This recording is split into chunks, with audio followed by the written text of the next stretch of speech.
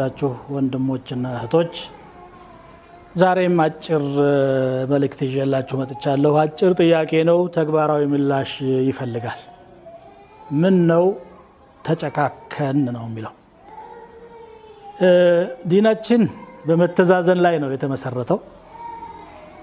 ነቢያችን ሰለላሁ ዐለይሂ ወሰለም እንደነገሩን مثل المؤمنين في توادهم ሙእሚኖች ከመዋደዳቸው وتراحمهم ከመተዛዘናቸውና وتعاطفهم ከመተሳሰባቸው አንዱ ለአንዱ ከመራራቱ አንፃር كمثل الجسد الواحد ልክ እንደ አንድ አካል ነው ይላል።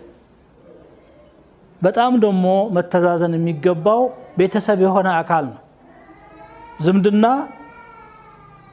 በእስልምናው ረሂም ተብላ ተጠራለች። ረሂም ማለት ዝምድና ማለት ነው ጥሬ ቃሉ፣ ግን ረህማ ከሚለው ስርወ ቃል ነው የመጣው። አንዱ ለአንዱ ማዘን፣ መተዛዘን። ቤተሰብ ከሆነ ለቤተሰቡ ማዘን፣ ማሰብ፣ መጨነቅ አለበት። ዛሬ ሰው ዝምድናን ራሷን ችላ ብሏታል። ዘመድ ለዘመዱ ማሰብ፣ ወላጅ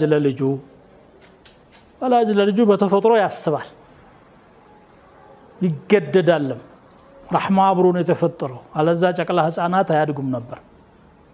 ግን ልጆች ለወላጆቻቸው ከፍ ብለው አቅም ሲኖራቸው ራሳቸውን ማስተዳደር ሲችሉ የተደረገላቸውን ውለታ ሳይሆን የጎደላቸውን ጎደሎ እያሰቡ ይጨክናሉ።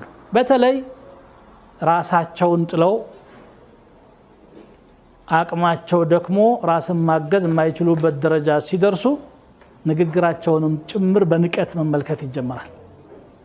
አላህ በቁርአኑ ወወሰይና الانسان بوالديه የሰው ልጅን በወላጆቹ አደራ ብለነዋል።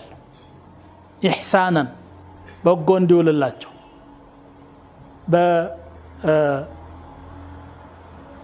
ሌላ አንቀጽ وقضى ربك الا تعبدوا الا اياه وبالوالدين احسانا ጌታህ ከርሱ በስተቀር ማንንም እንዳያመልኩ ፈርዶ አደራ ብሏል፣ አጥብቋል።